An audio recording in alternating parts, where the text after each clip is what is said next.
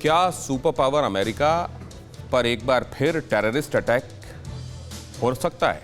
क्या अमेरिका पर एक बार फिर कोई बड़ा हमला होने वाला है? असल में विश्व के मानचित्र पर यह सवाल आग की तरह तब फैला जब आजादी का 245वां सालगिरह मना रहे अमेरिका में एक साथ 11 आतंकी पकड़े गए, वो भी गोला बारूद के साथ। यहां सवाल यह भी उठता है कि क्या यूनाइटेड स्टेट्स ऑफ अमेरिका में आतंकियों के और भी गुट एक्टिव हैं? क्या एक बार फिर अमेरिका को 9/11 की तरह दहलाने की साजिश हो रही? सुपर पावर अमेरिका एक बार फिर दहल जाता, विश्व शक्ति एक बार फिर थर्रा उठती, मिस्टर प्रेसिडेंट का मजबूत किला फिर कांप जाता। तैयारी पूरी थी, गोला बारूद तक जुटा लिया गया था, आतंकी सेना की ड्रेस में थे, arms ready to fire mode में थे और अमेरिका पर हमले के लिए आतंकियों ने आजादी का मुबारक दिन चुना था। स्वतंत्रता की 245वीं वर्षगांठ वाले दिन यूएस में टेररिस्ट अटैक होने वाला था।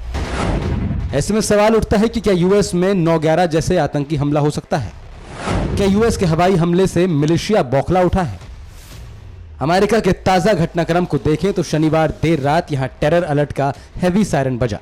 सुरक्षाकर्मी और आतंकी आमने सामने आ गए। करीब 9 घंटे तक सिक्योरिटी फोर्स को एक्शन मोड में रहना पड़ा। अगर थोड़ी भी चूक हो जाती तो आजादी के वर्षगांठ वाले दिन आतंकी अपने मकसद में कामयाब हो जाते। 20 साल बाद अमेरिका एक बार फिर आतंकी हमले से दहल जाता।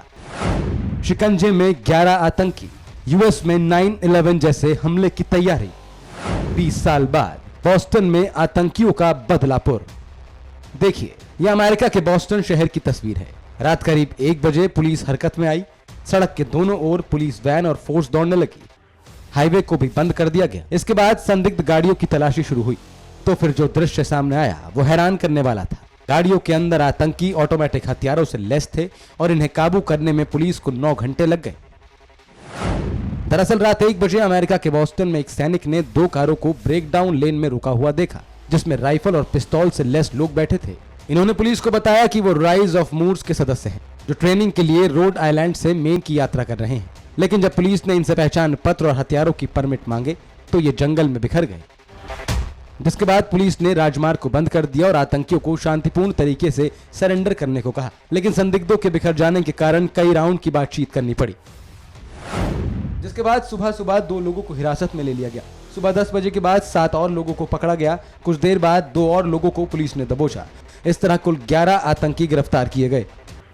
जानकारी के मुताबिक अमेरिका में पकड़े गए सभी आतंकी मिलिशिया के सदस्य हैं। अब सवाल उठता है कि ईरान समर्थित मिलिशिया अमेरिका के खिलाफ इतनी बड़ी साजिश क्यों रच रहा है? बताया जाता है कि हाल ही में अमेरिका ने इराक और सीरिया में मिलिशिया के खिलाफ ताबड़तोड़ हवाई हमले किए हैं। अमेरिकी मीडिया के अनुसार पेंटागन ने F-15 और F-16 लड़ाकू विमानों से सीरिया में 2 जगह और इराक में 1 जगह पर टारगेटेड ऑपरेशन और वेपन स्टोरेज को निशाना बनाया। अमेरिका ने यह हमले इसलिए किए क्योंकि इराक में अमेरिकी सेना के खिलाफ मिलिशिया ने ड्रोन अटैक किए थे। सीरिया में अमेरिकी सैनिकों पर रॉकेट बरसाए थे, जिसके बाद अमेरिका की सेना भी हरकत में आई और उसने जवाबी कार्रवाई में सीरियाई गुटों के खिलाफ भी अपनी तोपों का मुंह खोल दिया। अमेरिका के इस करारे पलटवार से ईरान समर्थित मिलिशिया बौखला उठा है। इस बौखलाहट में मिलिशिया के लड़ाकों ने अमेरिका को दहलाने के लिए आजादी का मुकद्दस दिन चुना। हालांकि पुलिस ने वक्त रहते 11 लोगों को दबोच लिया है। लेकिन खतरा अभी टला नहीं है, क्योंकि अमेरिका के एक्शन से मिलिशिया तिलमिलाया हुआ है।